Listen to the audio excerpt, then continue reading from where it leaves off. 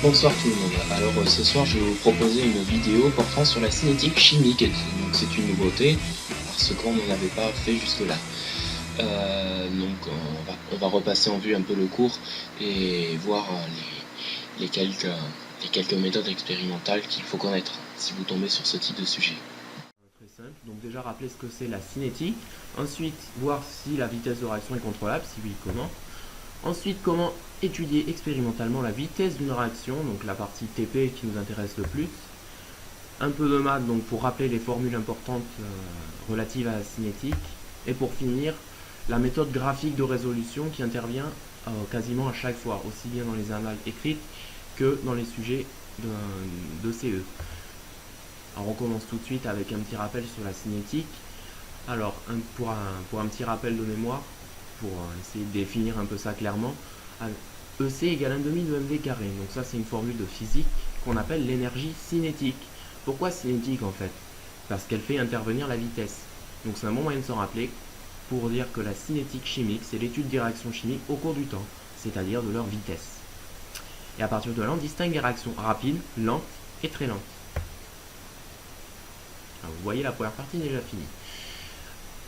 Donc, maintenant, on va voir si la vitesse de réaction est contrôlable. La réponse est oui. Il existe ce qu'on appelle des facteurs cinétiques. Le premier d'entre eux, c'est la température. Plus on augmente la température du milieu réactionnel, plus la réaction a tendance à aller vite. La concentration des réactifs. Alors ça, c'est un petit peu moins évident à comprendre, mais il y a une image très simple qui est que la concentration, c'est tout simplement une quantité de matière par unité de volume. Dans un même volume, dans le milieu réactionnel, s'il y a moins de quantité de matière, les molécules ont plus de mal à se rencontrer pour réagir entre elles. Donc il est normal que plus c'est concentré, plus les molécules se rencontrent facilement et donc plus ça va vite. Et ensuite l'utilisation d'un catalyseur. Alors un catalyseur, c'est une espèce chimique qui n'intervient pas dans la réaction, attention, mais qui a pour propriété de l'accélérer. C'est d'ailleurs très utilisé en chimie organique.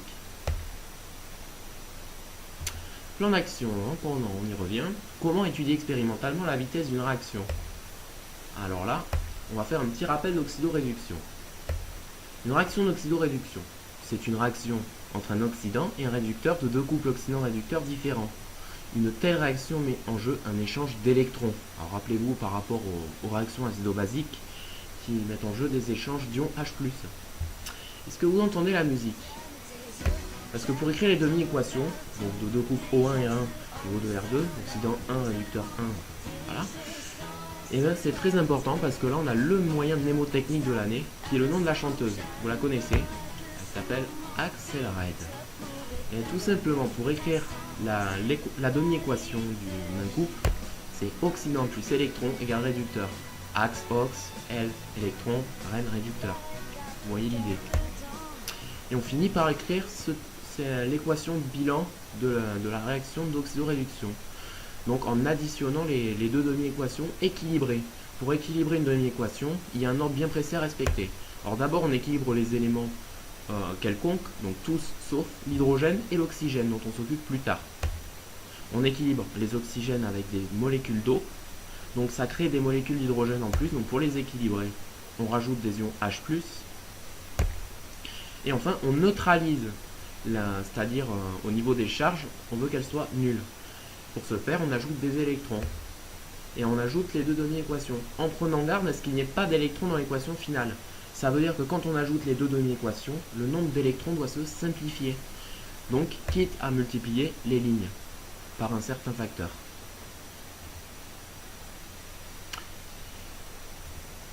Le suivi temporel d'une réaction, donc ça c'est la partie pratique la plus intéressante.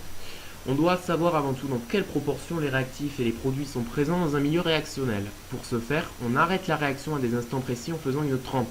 C'est-à-dire on refroidit brutalement le milieu réactionnel pour que la réaction n'avance plus. Et on fait un dosage de l'un des réactifs ou de l'un des produits. À partir d'un tableau d'avancement, on retrouve celle qui nous intéresse. On fait un dosage par spectrophotométrie la plupart du temps. Et il y en a d'autres, on va les voir. Donc on utilise un appareil qui s'appelle le spectrophotomètre. Et dont le principe de fonctionnement est l'envoi d'une lumière, car les solutions, en fonction de leur composition et de la concentration des composés qui la composent, va avoir pour propriété d'absorber plus ou moins la lumière. Alors déjà, on étalonne le spectrophotomètre avec de l'eau distillée, car on sait que l'absorbance de l'eau distillée, c'est 0. Pourquoi? Parce que s'il n'y a aucun ion à l'intérieur, et tout simplement, on est censé laisser passer toute la lumière. À la différence d'une autre solution qui va prendre comme solvant la même eau distillée, mais avec des composants en plus. En fait, ça va être plutôt une absorbance relative. L'accuse du spectrophotomètre. Alors, il faut toujours toucher la partie opaque, tout simplement parce que la partie transparente sert à ce que le spectrophotomètre envoie la lumière dedans. Les traces de doigts peuvent compter aussi bien que les espèces présentes en solution et fausser les résultats. Et quelle est l'utilité d'un tel dosage? Eh bien, la loi de Beer-Lambert nous dit que l'absorbance et la concentration des composés est proportionnelle. A égale K fois concentration de X. Donc, on prend, admettons, une solution étalon d'une espèce X, dont on va mesurer l'absorbance, et à partir de là, on va relier, admettons que le point choisi soit ici, on va relier le tout à l'origine, car c'est proportionnel, donc on peut. Et ensuite, quand on mesure l'absorbance de notre solution prélevée après avoir fait une trempe, on mesure l'absorbance et on vient récupérer ici la concentration qui nous intéresse à tout moment. Il existe aussi le dosage colorimétrique. On détermine une concentration en faisant un dosage classique, voire le dessin. Il suffit de noter le volume équivalent lorsque la solution titrée change de couleur. Et enfin, le dosage conductimétrique. On détermine une concentration en faisant un dosage où on mesure régulièrement la conductivité de la solution titrée. Le volume équivalent est donné par la courbe sigma égale F de VB, VB étant le volume de solution titrante versée. On obtient une courbe de cette forme. Et bien l'angle ici, là, la pointe du V donne le volume équivalent. On retourne donc au plan pour aborder les deux dernières parties assez rapidement. Un petit rappel sur les formules. Alors, il y a deux formules à connaître impérativement. On prend une réaction AA plus BB égale CC plus DD et on appelle vitesse volumique de réaction à un instant T le nombre V égale 1 sur V dx sur dt, où X est l'avancement de la réaction et V le volume du milieu réactionnel. Et en pratique, on utilise aussi les formules V égale moins 1 sur A dA sur dt, où A entre crochets est bien sûr la concentration de l'espèce A. Et c'est d'ailleurs plus pratique tout simplement parce qu'on détermine souvent soit l'avancement, soit la concentration à partir d'un dosage. Et le dosage donne beaucoup plus facilement la concentration que l'avancement. Et donc on prend aussi avec le même principe sur les autres coefficients, moins 1 sur B dB sur dt, 1 sur C dC sur dt et 1 sur D dD sur dt. La différence de signe vient du fait que la concentration des réactifs baisse, d'où le moins, ça va être une courbe décroissante, alors que la concentration des produits augmente, d'où le signe positif lorsqu'on en parle de la concentration des produits. Et grâce à ces formules, justement, on va pouvoir en quelque sorte faire parler les graphiques. Voici l'avancement d'une réaction au cours du temps. C'est une courbe de cette forme. Et pour déterminer la vitesse volumique de réaction à un instant T1, on va remonter jusqu'à la courbe, tracer la tangente en ce point, et on va prendre deux points les plus espacés possibles.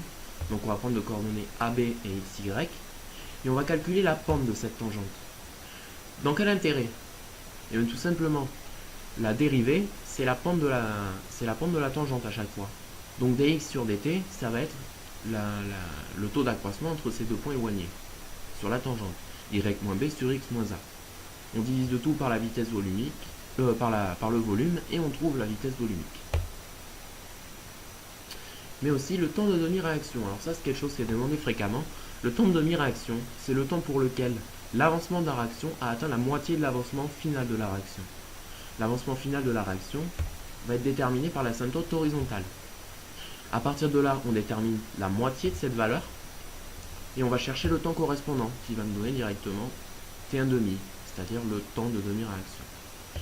Donc sur ce, c'est fini. Donc je vous remercie d'avoir écouté attentivement cette vidéo et je vous dis à à très bientôt pour une nouvelle vidéo résumée.